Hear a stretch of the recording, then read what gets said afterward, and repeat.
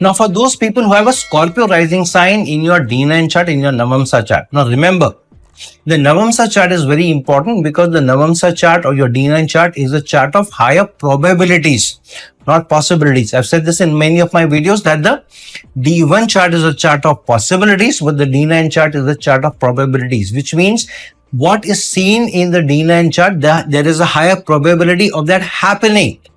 So you cannot ignore the D9 chart, especially from a transits perspective, and that's why the transit of Saturn in Pisces, in where it is placed in your D9 chart, becomes very important. So how is Saturn placed in the natal chart, in your birth chart, has a strong bearing on Saturn's transit now into the Pisces sign in your 5th house. So based on where Saturn is placed, that house will also get activated. Those results, those areas will also get activated and affected. So Saturn is placed in the Lagna itself. So your dignity, your standing in society, your stature in society, your health, your life goals will be affected.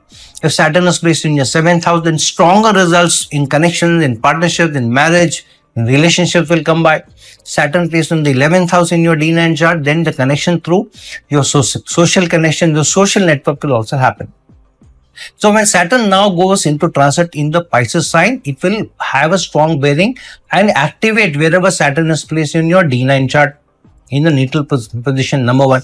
Number 2, Saturn's rulership of this 3rd house and the 4th house will activate your ability to be able to make more gains in speculative investments where Saturn is going into the D9 chart, especially connected to people, because the D9 chart, the Navamsa chart, is about people, connections, partnership.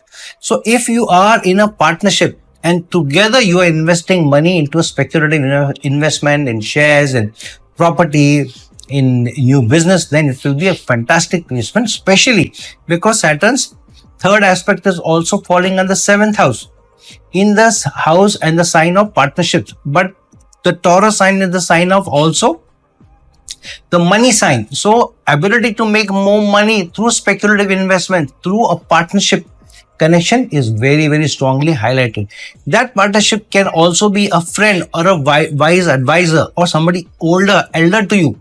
And that person advising and making an investment and making money through a partnership is very, very strongly indicated. And Saturn's aspect on the 2nd house of income and in nutrition, family lineage. So this is also strongly impacted, especially with Jupiter also. When Jupiter transits into the sign of Pisces, into the sign of Gemini and aspecting its own sign of Sagittarius. But Ketu also aspecting, which means Saturn is increasing the ability to make more money. Jupiter is expanding that income. However, Ketu is saying only in certain areas where you have put in hard work and you deserve that investment and that increment and the growth, only then I will help you. Otherwise, I will not help you, especially connected to work. And lastly, keep in mind where Saturn is placed and what dignity is placed in the D1 chart, and then connect that with Saturn's dignity and placement in a D9 chart. I've said this in many videos, how you should be able to see the connection between a planet's placement in your D1 chart with its placement in the D9 chart. So use that learning and use that experience accordingly to see Saturn's placement in the 5th house in transit in the Pisces sign for Scorpio rising sign people in the D9 chart in the Navamsa chart.